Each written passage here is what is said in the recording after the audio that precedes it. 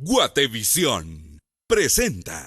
Gracias amigos por su compañía. Hoy nos dimos a la tarea de investigar y de trasladarles a ustedes un poquito de cómo distintas religiones, distintas corrientes enfocan el final de los tiempos.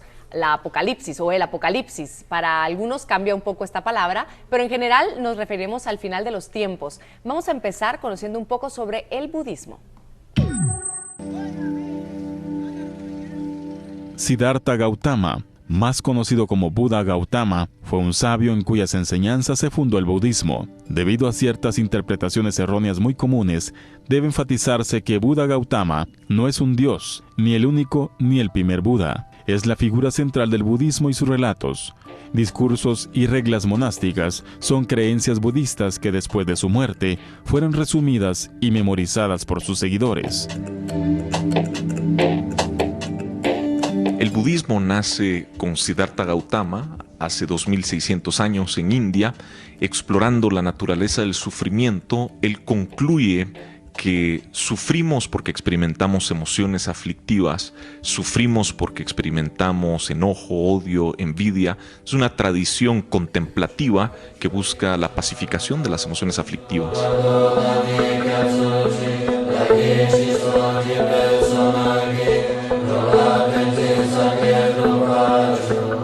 Los tres pilares del budismo son la ética, la meditación y la sabiduría.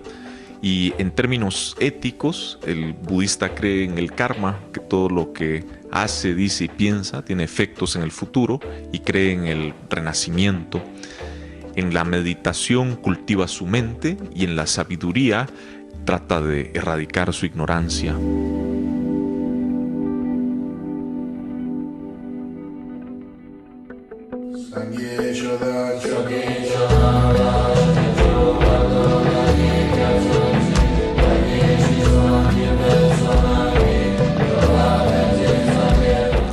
La tradición budista habla del escenario apocalíptico en tres distintas escalas, en términos de universos, mundos, sistemas solares, planetas, surgiendo, morando y cesando en un ciclo constante, en términos de sociedades, el florecimiento y degeneración de civilizaciones, y en términos individuales, el nacimiento, vejez y muerte, y luego repitiéndose el proceso a través del renacimiento.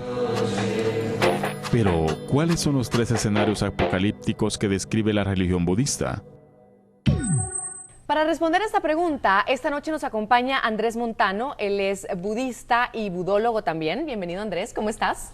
Gracias, Tuti, por invitarme nuevamente. Me encanta venir aquí compartir con ustedes, y gracias por la apertura de darnos la oportunidad de distintas tradiciones de presentar nuestro punto de vista. Es que creo que podemos enriquecernos más de esa manera y entender y sacar también nuestras propias conclusiones dependiendo de lo que creamos y lo que hoy aprendamos, incluso de otras religiones. A mí me gusta pensar que todos podemos aprender de otras, aunque no sea en la que fuimos criadas, ¿no? Así es, y esto va a formar la base no solo de la tolerancia, sino también del respeto mutuo, incluso admiración por otras tradiciones. Exactamente. Con respecto a la pregunta específicamente, ¿cuáles son estos tres escenarios, Andrés? Sí, la tradición budista, cuando habla sobre esta apocalipsis, lo habla en tres niveles, y estos tres niveles son tres niveles cíclicos. Habla sobre el nivel cósmico, por decirlo así, el surgimiento, morar y cesar de distintos multiversos que existen en paralelo. Habla sobre el contexto histórico, el surgimiento, morar y cesar de distintas tradiciones, distintas sociedades, y luego a un nivel íntimo, personal, habla sobre el proceso de nacimiento, muerte y renacimiento, también en términos del colapso de nuestro mundo de experiencia, usando este mismo vocabulario apocalíptico. Sin embargo, incluye profecías, y algunas de estas profecías están codificadas en el Tantra de Kalachakra, que es una tradición que nace por alrededor de finales del siglo IX, principios del siglo X, y aquí pues se presentan estos tres escenarios o estos tres tipos de ciclos. Se describe cómo es que los universos vienen a ser, se describe cómo es que la sociedad se va a deteriorar y se describe cómo esto tiene un paralelo en nuestra experiencia personal. Si tuviéramos que irnos a lo concreto, Andrés, si tuviéramos que describir lo que hoy por hoy está pasando, ¿con qué lo compararías? ¿Con qué lo asemejarías tú? Estos tres escenarios. Bueno, con del último escenario, voy a ir de atrás para adelante tal vez, del último escenario con relación al individuo, pues eso ya es algo muy personal, ¿verdad? ¿Cuáles son las señales de la muerte del individuo? Pues eso ni lo vamos a tocar. Ahora, con los primeros dos escenarios, en términos de la capacidad del universo de sostener la vida, pues dentro de la tradición budista, pues no creemos de que el universo está llegando a su fin, pero lo que sí creemos es que a través de nuestras acciones y causas estamos destruyendo el planeta Tierra y estamos creando las condiciones para que el planeta Tierra deje de poder sostener vida compleja. En términos científicos, tal vez al planeta Tierra le quedaban unos 500 millones de años para sostener vida compleja, pero con todas nuestras acciones humanas estamos llegando a un punto irreversible en unos 20 o 30 años. Ahora, este no es por intervención de una deidad externa, este es por nuestras propias acciones. Y aquí tenemos que tomar responsabilidad individual y hacer todo lo posible como para evitar este tipo de escenarios. Y luego en el segundo nivel, en el nivel histórico o en el nivel social, pues el budismo se concibe a sí mismo como concibe a todos los fenómenos. El budismo cree que todos los fenómenos son impermanentes, surgen, moran y cesan. Y así el budismo también, budismo surgió, el budismo va a perseverar, se va a comenzar a deteriorar o degenerar y eventualmente se va a morir.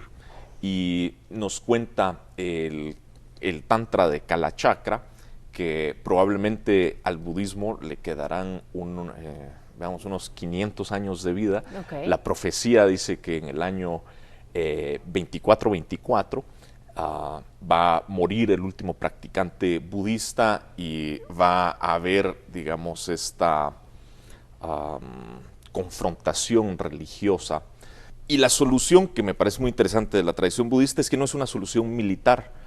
La solución es que cuando tenemos confrontaciones de distintas religiones, más que pelearnos, más que afrontarlas con xenofobia, afrontarlas como amenaza una del otro, debemos de asimilarnos unos a otros, comprendernos unos a otros. Entonces la respuesta, pues más es una respuesta de compartir nuestra cultura con otras tradiciones que pelearnos con otras tradiciones.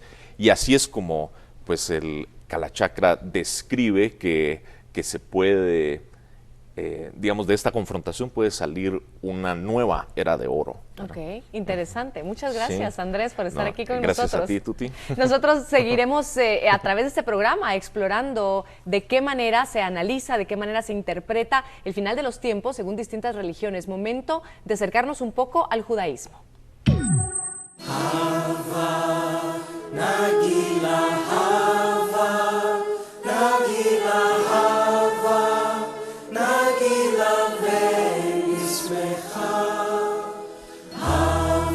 ¿Cómo inicia el judaísmo? Pues muy sencillo, ¿verdad? Creo que todos conocemos el Antiguo Testamento, nuestra religión se basa justamente en eso, ¿verdad? Y podemos entender que la corriente monoteísta en religiones viene a partir de Abraham y a partir de ahí vienen los patriarcas de nuestra religión, posteriormente con su nieto las 12 tribus del judaísmo, ¿verdad? Que varias existen hoy día, otras para el judaísmo siguen como todavía esparcidas por el mundo y todos vamos regresando al judaísmo. La Torá es el libro más sagrado de nuestra religión y prácticamente es como un pergamino que se compone de diversos versículos que se va leyendo a lo largo de todo el año judío, donde se presenta toda la Biblia, como lo podemos entender en un marco general. El judaísmo también cuenta con otros libros importantes, pero nuestra base es la Torá, que tiene una antigüedad de 3.300 años y se nos entregó al pueblo judío luego de escapar de Egipto.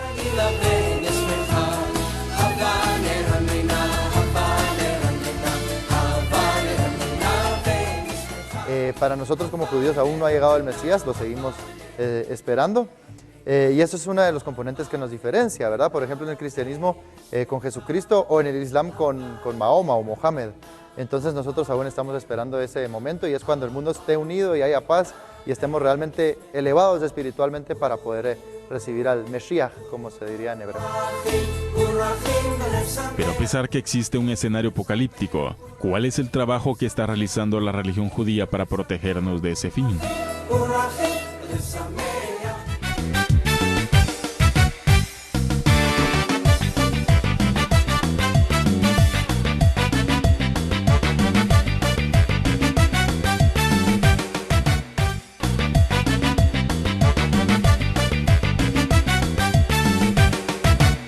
Gracias amigos por seguir en sintonía de Un Show con Tuti. Hoy estamos analizando desde distintas perspectivas cómo es el final de los tiempos para distintas religiones, para distintas tradiciones y creencias. Y nos quedamos conociendo un poco sobre el judaísmo. Quedó una pregunta en el aire y era ¿cuál es el trabajo que hace la religión judía para protegernos de este apocalipsis o esta guerra final? Para responder a esta pregunta nos acompaña el rabino Joseph Garmon. Bienvenido. Rabino, ¿cómo está? Muchas gracias, muy bien. Y gracias a Dios que estamos a tiempo para hablar del final del tiempo. Eso es bueno, eso es bueno, eso es buena señal. Estamos aquí todavía.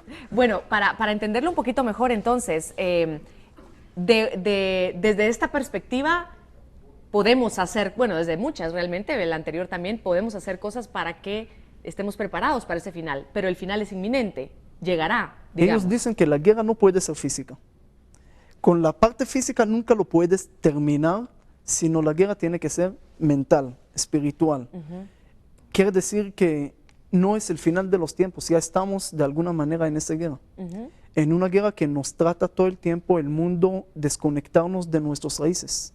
Entonces hay gente que hablan de la apocalipsis, hay gente que hablan de Armagedón, hay gente que hablan de, como dijo mi amigo budista, de todas esas guerras finales que de alguna manera mete un poco miedo, pero no hay algo tanto concreto para trabajarlo. O la parte científica que habla que en millones de años se va a acabar el mundo, está bien, podemos estar tranquilos porque nuestros años no nos va a tocar. Entonces estamos bien, no tenemos que hacer algo al respecto. ¿Okay? Me acuerdo cuando los científicos encontraron un planeta que posiblemente puede tener vida, todo el mundo se emocionó. ¿Por qué? Porque parece que la gente aquí no está tan contenta con esta vida y están buscando otra vida, y están buscando guerras finales, están buscando para escapar del presente. El judaísmo te dice no, toma el presente ahorita, deja de pensar todo el tiempo qué va a pasar, porque todo está en tu presente. Y también la guerra final está aquí. ¿Y cómo protegernos de esa guerra? Tenemos que conectarnos más a nuestros valores, en cada religión. Respetar a todos, tener paz, estar bien, tener este ambiente, ese respeto.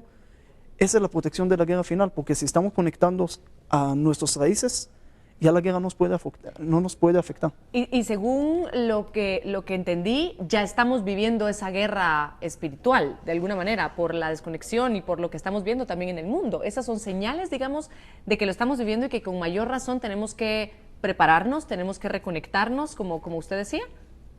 Así es, exactamente. Uno tiene que encontrar, como no sabemos lo que va a pasar, y no somos profetas por el momento, entonces tenemos que encontrar y saber qué provecho podemos sacar de cada concepto.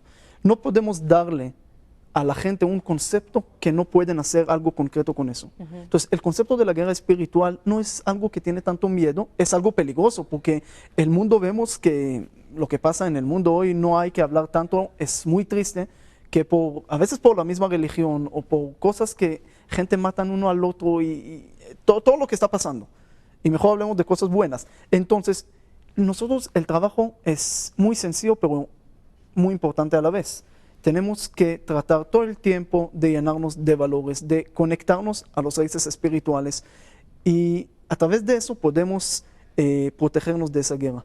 No hablar de una cosa que te va a matar, que esto, o no hablar que el Mashiach llegó, o la época mesiánica, o todo esto, porque es a veces la gente quiere algo para tener una solución a sus problemas que tienen diariamente. Entonces quieren una solución que está demasiado lejos y finalmente no le ayuda. Entonces ese es el problema. Y hay muchas historias con todos los años que pasaron y cuando había muchos sufrimientos, por ejemplo, el pueblo judío que eran 2000 años de sufrimientos, de problemas, de matanzas, entonces siempre levantaban personas y dijeron, yo soy el Salvador, yo puedo salvarles a ustedes, yo lo voy a salvar, yo soy mandado por Dios. Hasta que había dos personas que estaban discutiendo quién es el Mesías, quién es el Salvador. Entonces estaban discutiendo, yo soy, el otro dijo, yo soy. Y de repente llega el tercero y dijo, señores, yo no mandé a nadie.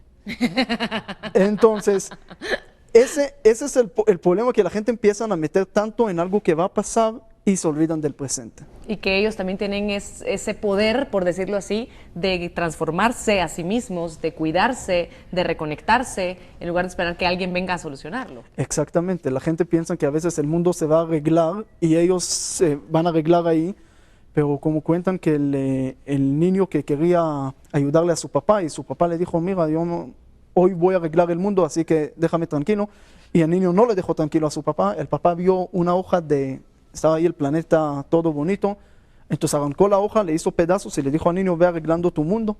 Entonces el papá pensó que tiene 2 horas de descanso del niño. Entonces el niño regresó después de unos minutos y con la hoja completa, y el papá tristemente dijo, wow, ¿cómo lo hiciste tan rápido?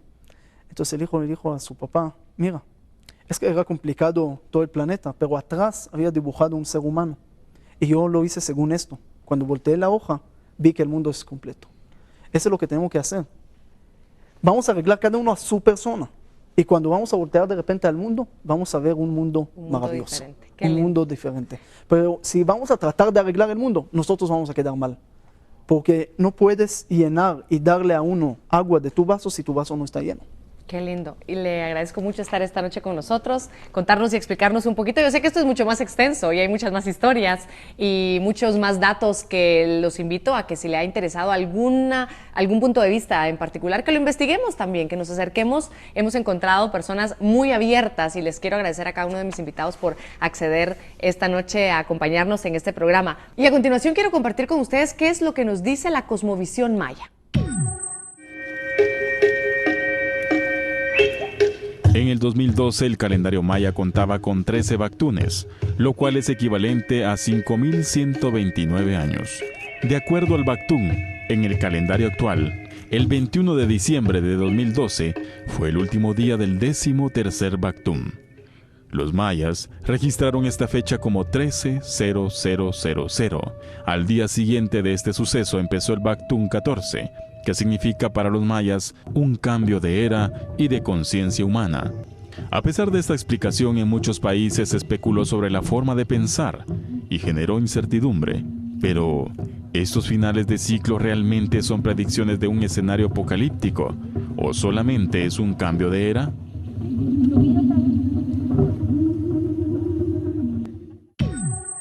Para responder esta pregunta me acompaña Carlos Barrios. Él es guía espiritual maya, escritor y experto en el calendario sagrado maya. Carlos, qué gusto tenerte aquí, bienvenido. Gracias, igual, gusto de verte. Qué rico este espacio, porque nos permite pues aclarar muchas cosas, claro, y coincidir y pues buscar elementos positivos dentro de todo esto. Y me parece interesante que muchas veces como seres humanos, claro que necesitamos de alguna forma, creo que mentalmente o psicológicamente, ciclos, ¿cierto?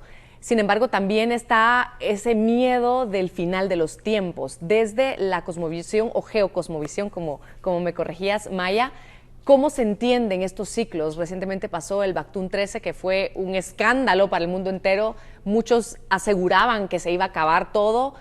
Muchos quisieron aclarar también, y lo lograron, de que no, que simplemente era un cambio de era. ¿Cómo visualiza y a qué se refieren estos cambios de era? Vea, el mundo maya, igual que las grandes tradiciones antiguas vedánticas, budistas, tenemos una visión más completa. Son ciclos grandes, entonces no estamos viendo limitaciones de espacio-tiempo como tenemos los seres humanos. Nos acostumbraron, nos educaron a ver solo un espacio.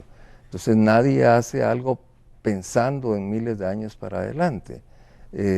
Y ese es el problema. Los ciclos que se manejan en el mundo maya son cósmicos en relación a la Madre Tierra y son ciclos muy gigantes.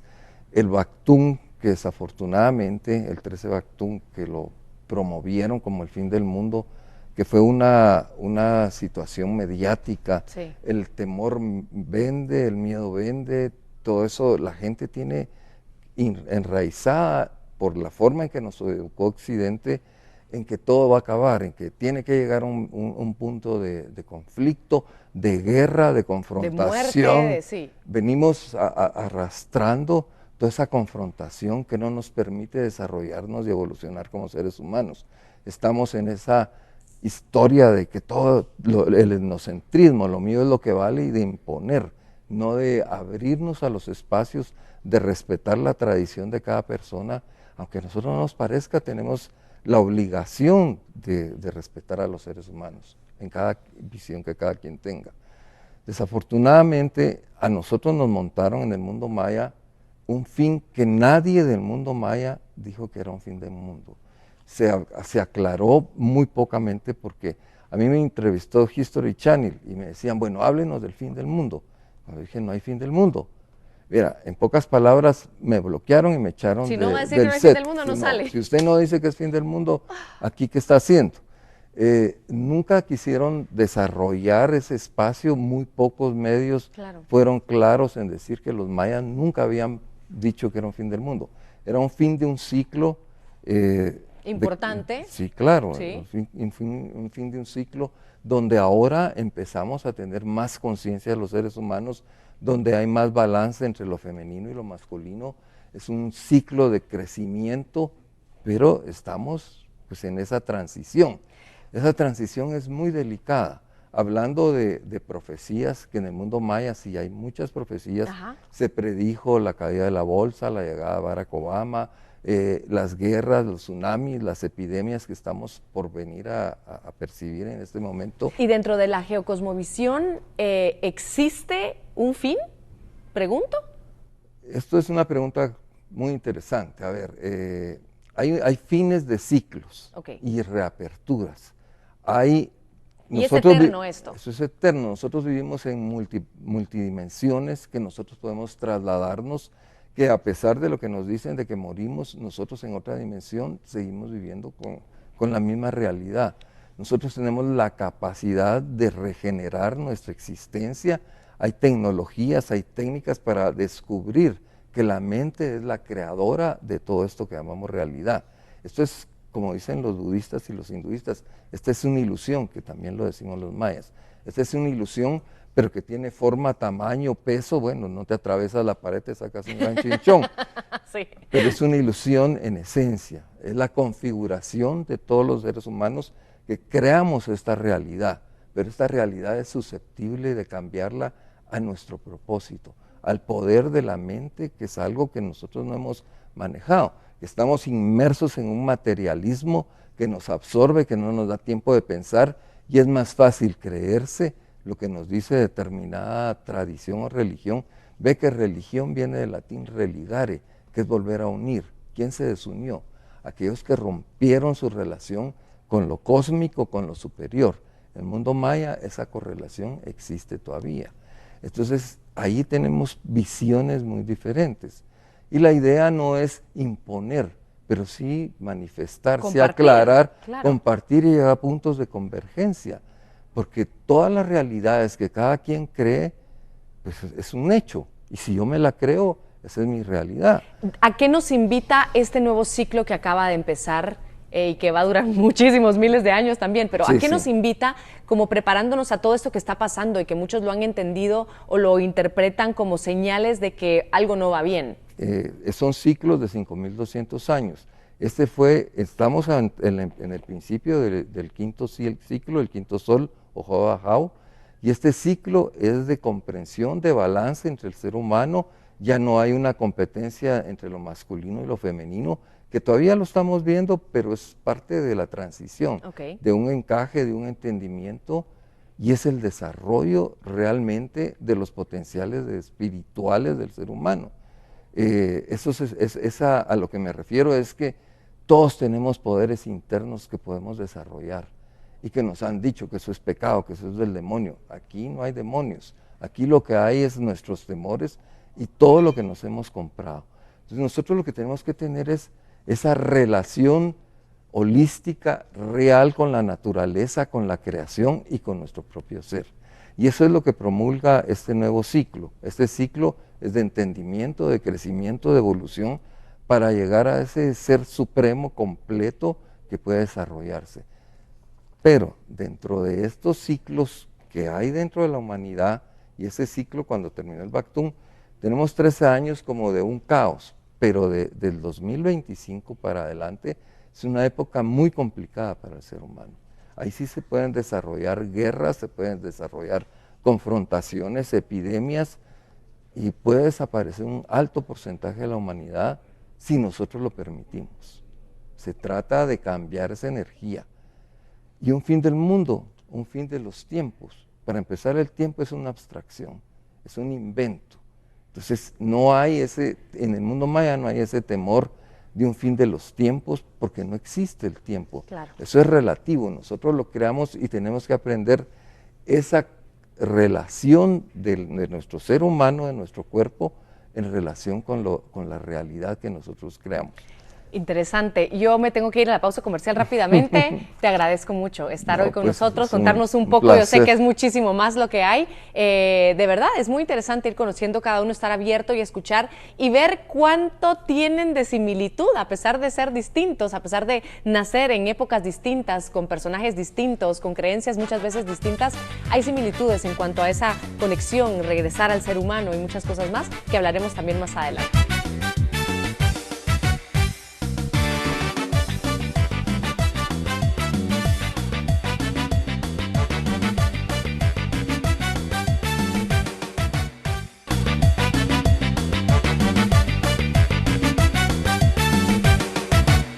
Gracias amigos por seguir en sintonía de Un Show con Tuti. Hoy con un tema interesantísimo. No sé usted, a mí me encanta aprender, me encanta conocer cómo desde distintas perspectivas enfocan algún tema, y el tema de hoy es muy interesante, el final de los tiempos.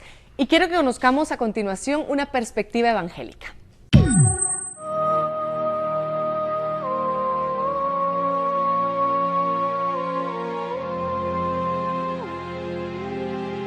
Podríamos mencionar que la base de la fe evangélica, porque tenemos que reconocer que somos parte del cristianismo, entonces nuestra fe se basa propiamente en Cristo, pero tal vez lo que nos diferencia de otras corrientes del mismo cristianismo, podríamos resumirlo en 5 puntos que fueron como establecidos a raíz de la Reforma en 1517 por Martín Lutero.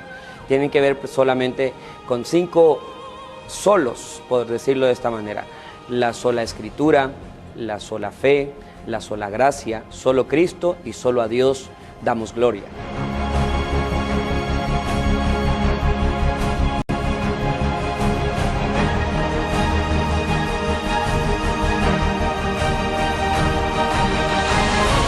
Yo creo que la filosofía de vida, no solamente de un cristiano evangélico, sino debiera de ser la filosofía de vida de todo hombre o de toda mujer que se profesa cristiano, es ser como Cristo.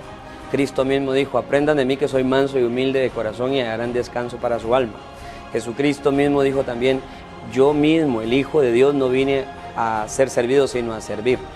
Si yo tuviera que resumir la filosofía de vida del cristianismo, creo que si nos determinamos a vivir una vida de servicio y de amor al prójimo, estamos siendo como Jesús.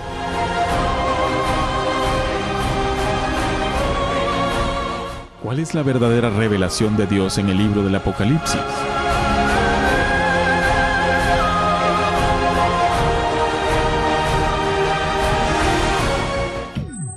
Y para responder a esta pregunta me da mucho gusto presentarles y recibir aquí en el estudio a Carlos Velázquez. Él es maestro de la Biblia, ministro del Evangelio y filósofo. Bienvenido, Carlos, ¿cómo está? Un placer tenerlo por aquí.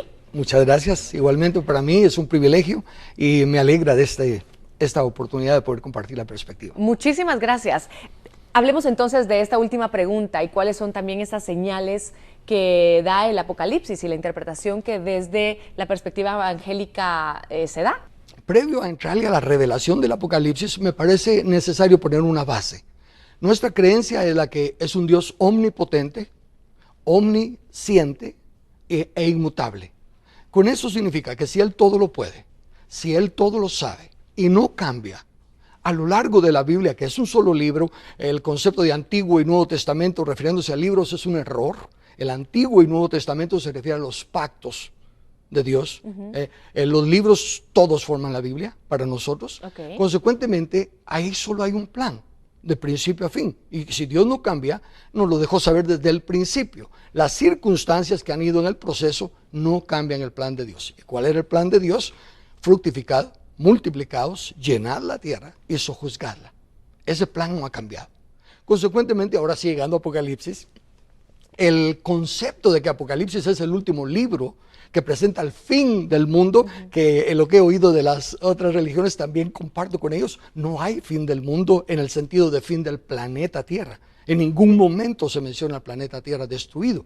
En la fraseología que nosotros interpretamos de la Biblia, el mundo se refiere a diferentes cosas. Hay diferentes palabras tanto en el hebreo como en el griego para hablar del mundo. Y cuando habla del fin del mundo se refiere al fin de la mentalidad que predomina, al fin de la cosmovisión, al sentido de valores que predominan y que se establece uno nuevo. Okay. De hecho, la Biblia a lo que más nos exhorta a los creyentes es a transformarlos, pero por medio de la renovación del entendimiento. Entonces, cuando se entra a Apocalipsis ya con la idea de que es un libro catastrófico, que va a caerse el cielo, estrellas y todas las demás cosas, monstruos que salen del mar y todo eso, se tiene una expectativa catastrófica, cataclísmica, que no es lo que la Biblia estaba diciendo. Como ahora sí, ¿qué es Apocalipsis? La revelación de Jesucristo que Dios le dio a Juan por medio de su ángel. Entonces es una revelación, no es un misterio para comenzar, es una revelación. Okay. Y está revelando quién es Cristo. ¿A quiénes? A los siervos, dice, a sus santos. ¿Por qué? Porque después de la muerte y resurrección de Cristo, mucha gente, miles de personas se añadieron al cristianismo, pero estas personas ya no hablaron con Jesús, ya no conocieron a Jesús y ahora están pasando una tribulación. Los están persiguiendo por su fe, tanto de su mismo pueblo y como de Roma, los están persiguiendo por su fe. Entonces el Apocalipsis es una revelación para traerles consuelo. Les está revelando quién es Jesús. Por lo tanto, presenta a Jesús como el Rey, como el que Apocalipsis 12 presenta en un solo capítulo prácticamente toda la historia hasta ahí, porque dice que aparece una señal, una mujer vestida del sol, la luna y 2 estrellas, que está a punto de dar a luz a un hijo varón que va a regir a las naciones con vara de hierro. Además, aparece un dragón escarlata que está presto a comerse al niño. Entonces, la Biblia interpreta la Biblia. La mujer con 2 estrellas, sol y luna, representa al pueblo judío, lo cual es cierto porque Jesús dijo, la salvación viene de los judíos. Y el hijo varón que nace para regir las naciones con vara de hierro es Jesús. El diablo, el dragón, trató de matarlo a través de Herodes y mató a los niños de 2 años, etcétera, pero él se fue al cielo. Obviamente no se fue como bebé, ya se fue como hombre. Claro, ya pasaron varios años. ¿Qué hay de estas señales que se hablan y que mencionan mucho como la bestia, como el rapto, por ejemplo? ¿Qué es esto? Ok. Bíblicamente, la bestia, también la Biblia interpreta la Biblia. ¿Qué es una bestia desde la perspectiva bíblica? Daniel nos presenta 4 bestias, nos da el ejemplo, y nos muestra que fueron 4 imperios, 4 reinos. Por lo tanto, vemos que una bestia es un imperio que puede ser representado colectivamente por todo el imperio o simplemente por su líder. Nos presenta la bestia que fue Babilonia, la bestia que fue Medo-Persa, la bestia que fue Grecia y la bestia que fue Roma. Ahora, siempre fue la misma bestia, aunque tuvieron diferentes reyes, ¿verdad? Por ejemplo, Grecia, después de Alejandro el Grande, vinieron otros 4, pero siguió siendo la misma bestia. Entonces, cuando en Apocalipsis está hablándole, por así decirlo, está hablando en clave, porque estando Juan preso, lo que él enviara iba a ser reconocido por los romanos, así que no podía decir claramente, estos romanos desventurados nos están haciendo la vida. Claro. Entonces, sencillamente tiene que usar fraseología en simbolismo que entienda a su pueblo.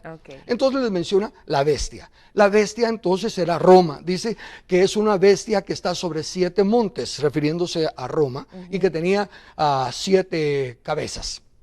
Porque está hablando, esto es importante, está hablando del periodo de ellos nada más.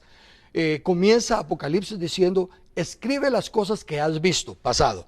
Claro. Las cosas que son, presente de ellos, pasado de nosotros. Claro. Y las que están pronto a suceder. Pasado nuestro siempre. Pasado nuestro siempre. Entonces el libro de Apocalipsis no era para nosotros. Imagínense, es un libro de consuelo para esa gente que está en problemas. Okay. Si se estuviera refiriendo a 2000, 3000 años después, ¿qué consuelo habría para ellos? ¿Cómo entendemos entonces, o cuál es ese mensaje al que nos invita este concepto? Porque se habla del final de los tiempos y se dice el final de los tiempos. ¿Cuál es el final de los tiempos entonces, desde esta perspectiva? El fin del mundo es el mundo rebelde a la ley de Dios. Es cuando se acaben los reinos de este mundo, han venido los reinos de nuestro Dios y de nuestro Cristo. Y por eso es el trabajo que se tiene que hacer precisamente para evitar esto, ¿no? ¿Entiendo así? Y no hay que evitar nada, porque no hay fin del planeta. No hay una amenaza de que se va a destruir el planeta. Claramente le dice a Dios a Noé, después del diluvio, que ha puesto el arco iris como un recordatorio de que la tierra no va a ser destruida jamás, que nunca más va a ser destruida. Y algunos malinterpretan las palabras de Pedro cuando dice, el mundo que en ese entonces fue destruido por el agua, pero el presente está reservado para ser destruido por el fuego. Pero no se dan cuenta que dice que es un fuego de juicio a los impíos, a los que no creen. Igual que el diluvio se llevó a los que no creyeron y dejó a Noé. Jesús dice, así como fue en los días de Noé, será la venida del Hijo del Hombre. Estarán dos en el campo trabajando, uno será tomado y el otro será dejado. Estarán dos mujeres muriendo, una será tomada y la otra será dejada. Bueno, si es como en los días de Noé, ¿quiénes fueron los tomados y quiénes se quedaron? Los tomados fueron los impíos y el que se quedó fue Noé. Entonces, en la segunda venida, los que serán quitados otra vez van a ser los impíos. Y los que se quedarán serán los que temen a Dios y los que guardan sus mandamientos. Yo le agradezco muchísimo estar hoy con nosotros.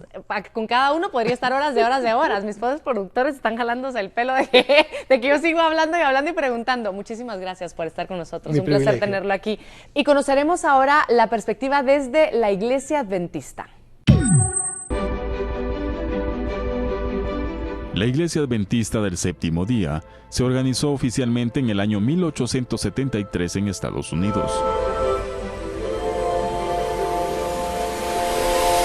La fe adventista básicamente tiene como fundamento la Biblia. Sus 28 creencias están basadas únicamente en la palabra del Señor. Y es una creencia donde se toma desde Génesis hasta Apocalipsis, y allí se comprueba una creencia y así sucesivamente las 27 restantes. Básicamente el fundamento es la palabra del Señor.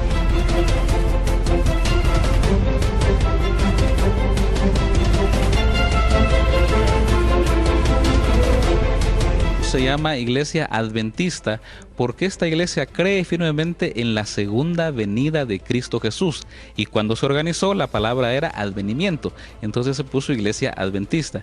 Y del séptimo día porque esta iglesia ha creído firmemente que los mandamientos del Señor, según Deuteronomio, fueron escritos con el dedo de Dios, con la mano de Dios, no han sido alterados, y entre esos mandamientos resalta la observancia del séptimo día como día de oración.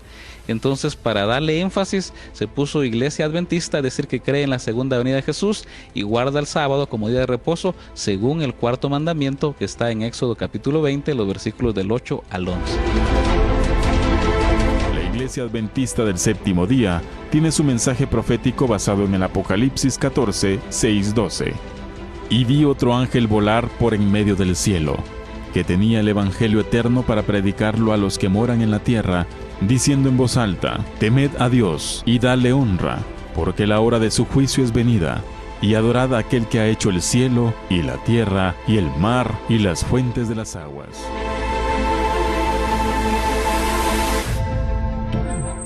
Responderemos esta pregunta al volver de la pausa comercial. Siga con nosotros.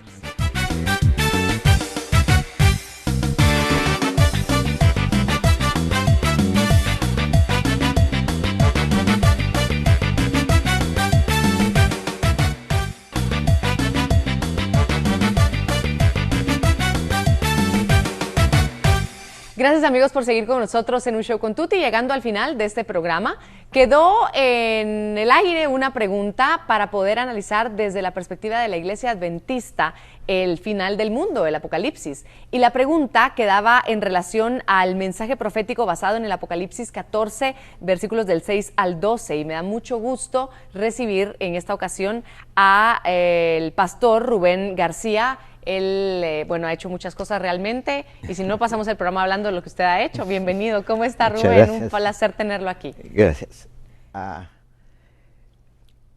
La iglesia es evangélica, es adventista porque guardamos el séptimo día y creemos en la segunda venida de Cristo. A eso se debe el nombre. Ok, gracias. Ahora bien, usted me pregunta del fin del mundo respecto a Apocalipsis. La Biblia es un libro bellísimo, es de Dios, que describe solo dos cosas nada más. Dos cosas describe la Biblia, no tiene más. A pesar de que puede encontrar consejos de economía, de familia, es dos cosas, un problema y una solución. Eso es todo lo que describe la Biblia. El problema se llama pecado y la solución se llama Cristo.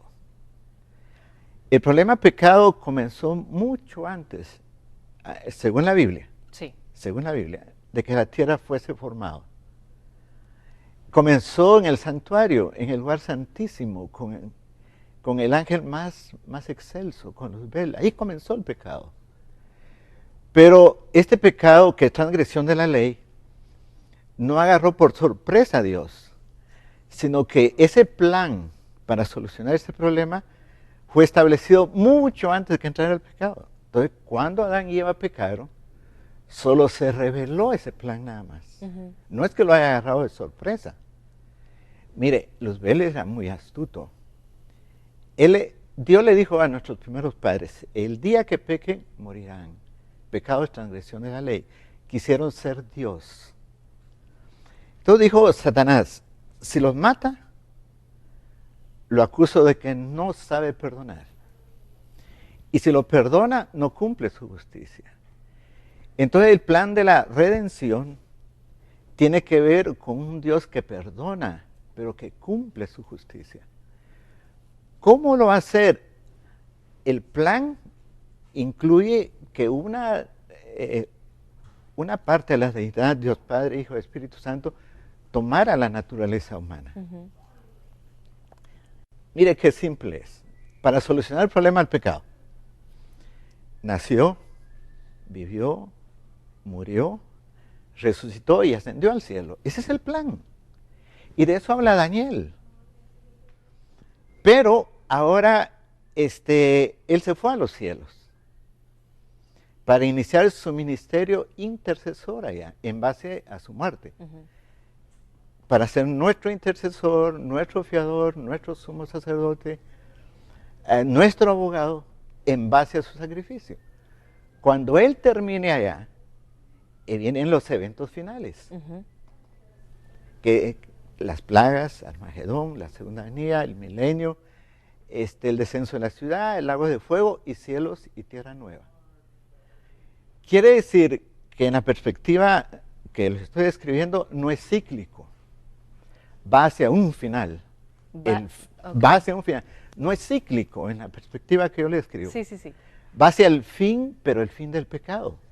¿Cuál es la invitación que se nos hace hoy por hoy? ¿De qué manera vivir para anticiparnos o para prepararnos para esa segunda venida de Cristo? Yo debo entender su muerte. Tremenda muerte eso. Su sepultura, su resurrección. El bautismo es eso mismo.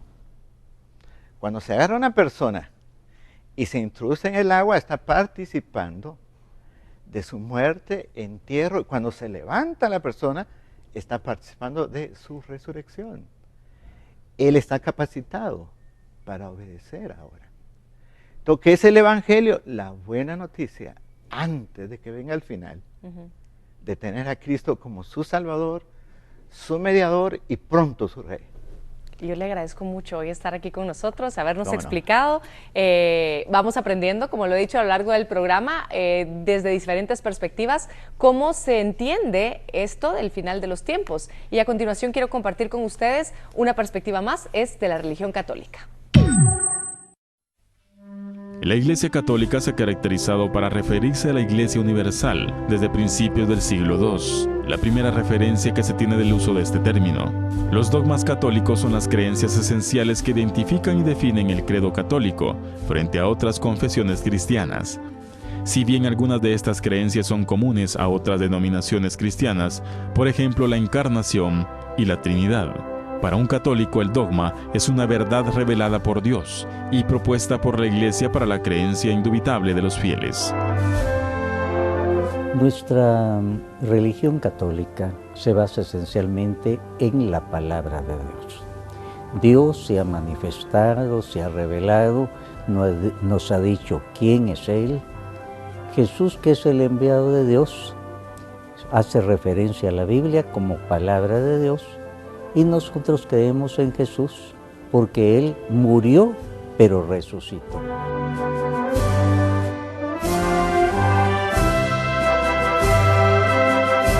La Iglesia Católica siempre ha contado con un jefe principal que lo llamamos vulgarmente Papa, que quiere decir un papá.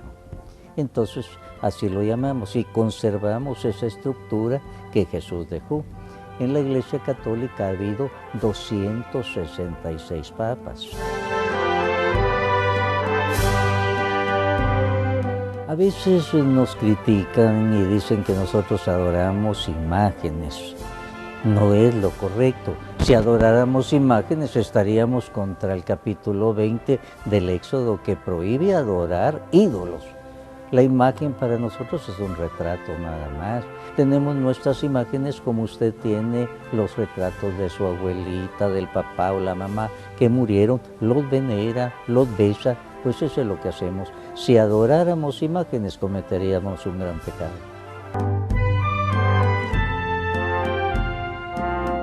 Como un libro que nos muestra escenarios cataclísmicos puede llevar dentro de su interpretación un mensaje de esperanza y felicidad.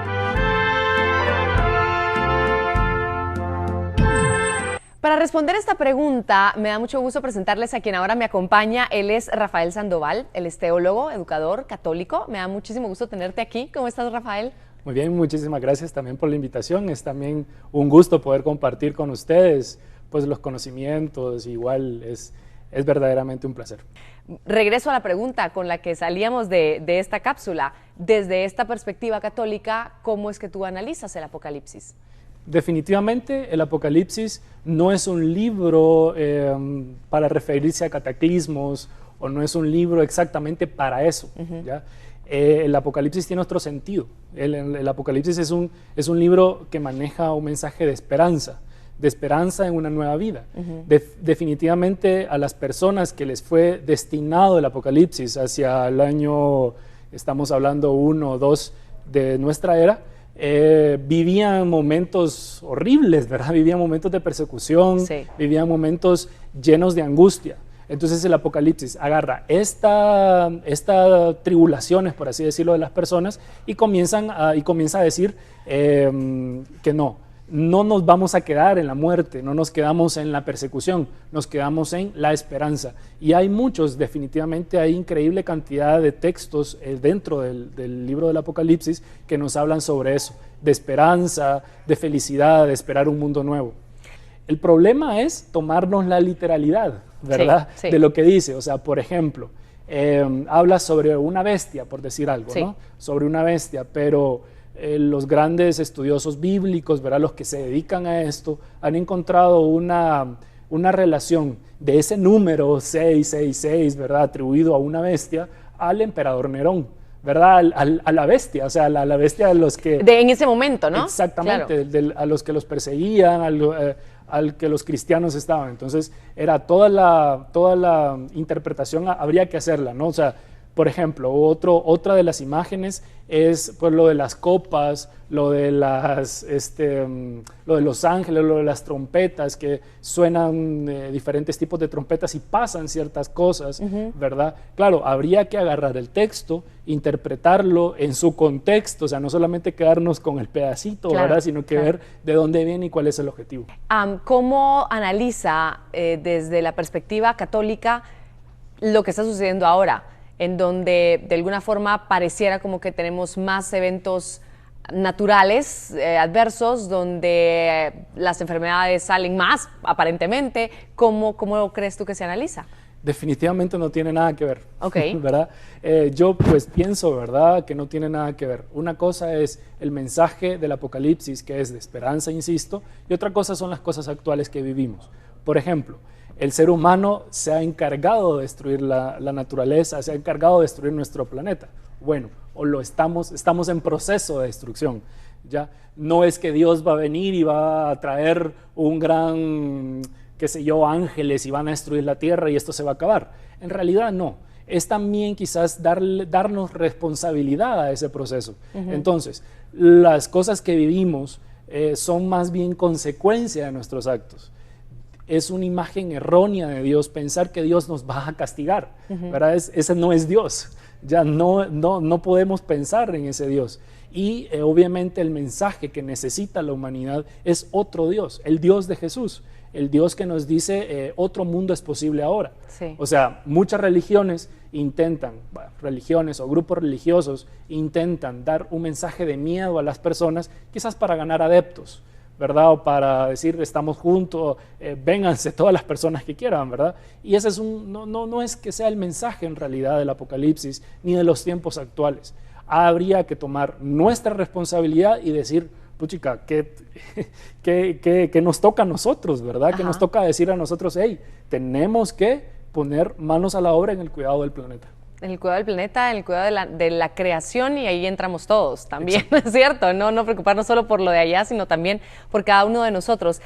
Yo te quiero agradecer estar hoy con nosotros, mostrarnos esta otra perspectiva, menos fatalista, obviamente, que se entiende entonces dentro de esta visión como el final de los tiempos. ¿Es algo menos concreto? ¿Qué sería el final de los tiempos? Pues el final de los tiempos podemos quizás tomarlo de muchas maneras, o digamos como de muchas formas, por así decirlo. El final de los tiempos de una persona específico, ¿verdad? Ahí donde pasas a una etapa diferente, o digamos como más global, como el final de un tiempo específico, el final de una época específica. Y eso es lo que necesitamos. Acabar con esta época de destrucción, de que la humanidad está en guerras, está en constante pelea por ver quién tiene la razón y ver territorios y estas cosas. No, es decir, necesitamos un nuevo tiempo. Claro, entonces necesitamos terminar este tiempo de guerras, de persecuciones, de tribulaciones, de tormentos hacia la humanidad y ver una nueva época. Y eso es lo que, pues, de alguna manera el mensaje cristiano quizás más original, me refiero a las primeras comunidades cristianas, querían darnos. El mensaje debe de haber digamos desde lo profundo de la persona, una esperanza por algo diferente. Y es lo que nosotros los cristianos debemos de luchar.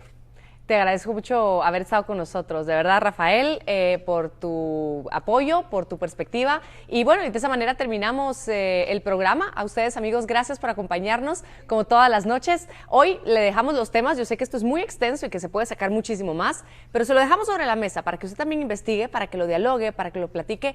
Y sobre todo, creo que es muy importante en lo que todos coincidieron, independientemente de la religión o de la perspectiva que representaban, era cuánto tenemos que voltearnos a ver nosotros, voltear a ver nuestros actos, nuestra conciencia y la manera en que estamos interactuando y aportando qué cosa al mundo. Gracias por acompañarnos y hasta la próxima. Guatevisión presentó